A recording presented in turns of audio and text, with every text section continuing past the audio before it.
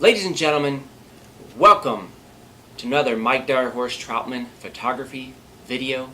This is a very special video. Today we're going to take a look at the Canon AE-1 program.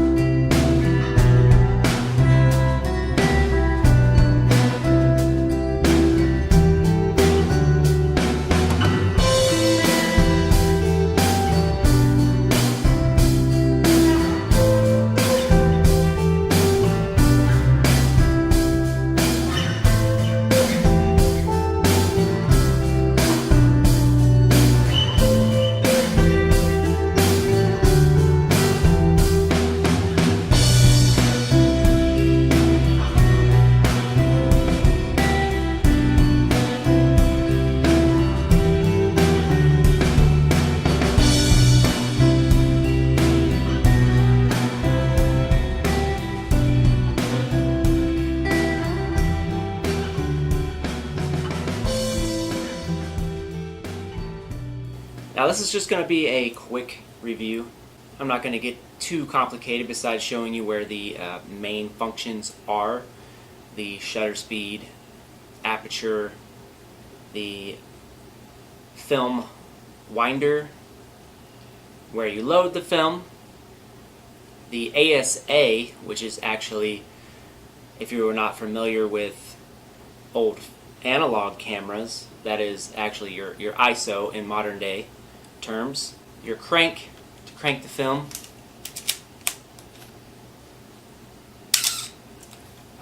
Don't you just love that sound? It's amazing. These cameras are just so amazing to shoot. You get your hands on one of these and it brings back that nostalgic feeling. It brings back your love for photography. If you have reached a point in your digital photography that you feel kind of stale and bored, go pick yourself up one of these cameras.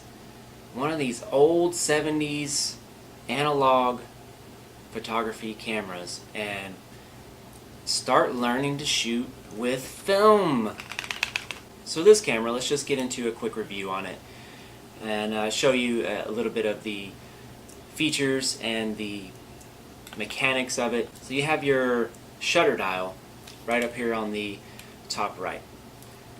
Now it is an old camera, so it only goes to 1,000 of a second shutter speed. You do have a bulb setting, and it does go down to longer shutter speeds, but of course not as long as, say, a modern day digital camera, which can usually go to 30 seconds. But of course it does have a bulb setting, like I said, which means you can have it open as long as you want and just put it on a timer. You also have a what is labeled as the program option on the shutter dial, which basically is an automatic mode. But you know, if you're learning photography and you want to get good at photography, why would you use automatic? I never touch it, personally. I shoot manual. So then you have your ASA on this left side, which is in combination with the crank right here, the film winder crank, whatever the proper terminology is for it, I don't know, whatever. I tend to forget terms whenever I'm on the spot and on video. So you just set your ASA to whatever film speed. For instance, right here I have some Portra 400 film. So it is rated at 400 ASA, which is 400 ISO. I would put it at 400 unless I want to push or pull, but that's another video. So to load the film, you would pull up on this crank here. It pops open, you pull it, and it pops open the back. So you can load in your film. You would put it literally like right here. You drag your film across, put it in the take-up spool, wind it up, close it back, and you are good to go. You have your shutter button right here. This is the crank. We'll do it again. Ready? Oh, it sounds so good. And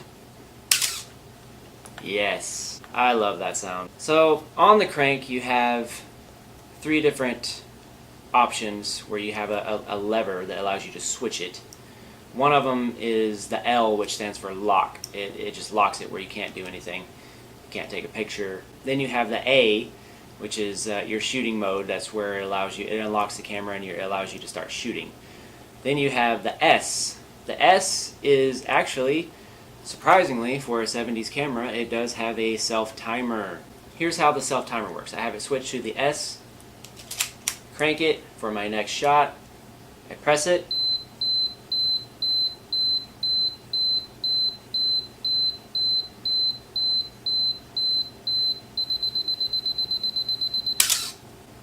this is a quick review of this camera and what do I think of this camera. And I have to say, I love this camera. I love shooting with it. It's not bulky, it's not too heavy. Now it has a little bit of weight. It is metal, but if you consider some of today's modern cameras, depending on what lens you have on it and everything, it's actually pretty lightweight compared to a lot of other cameras and lens combinations I've had. So it's not bad at all. It's actually small, it's compact. Like I said, I love shooting with these old cameras, and the quality of images you get off of these still rivals cameras today. That's right. The sharpness of it, the dreamlike quality you would get out of film, the grain out of film that you get just looks so much better than digital, in my opinion. Of course, I recommend all of you, if you have not been shooting with film or have never shot with film, an analog camera, I recommend going out, picking up one, and keeping film alive. Or how you get to your aperture. You've noticed that there is no way to adjust aperture up here. We've gone over, we have the shutter dial, we have the ISO, which is labeled as ASA back in the day. Aperture is built into the lenses of all these cameras. So on the top, you just select your aperture. There's a little dot on the top, and it labels all your apertures settings from 2.8 all the way to f22 or whatever the lenses aperture settings have on them. So there you go. Then you have your focus ring, and I gotta say the only thing that is very hard to get right on these old cameras, at least in my experience with them, is actually the focus. Focus takes a little bit of time. You know, I always do this manually as well. I don't use the autofocus. So, you know, it takes me a moment to make sure I get that focus very sharp. And because the focus, when you look through here, there's only one little focus ring, and you know, I'd have to be able to show you to explain it to you, but it is very hard to see a lot of times, and it's very hard to tell if you're in focus or not. So a lot of times whenever I'm focusing on these, I just use my eye. So I'm looking through the viewfinder, which, by the way, the viewfinder on these is beautiful. It's bright, it's big, it is a 35mm camera, so if you haven't shot with full frame, if you're used to shooting with crop frames, you'll notice the size difference. So it is very nice to shoot with through the viewfinder. However, so the focus on these, it does take a little bit of practice to get it right.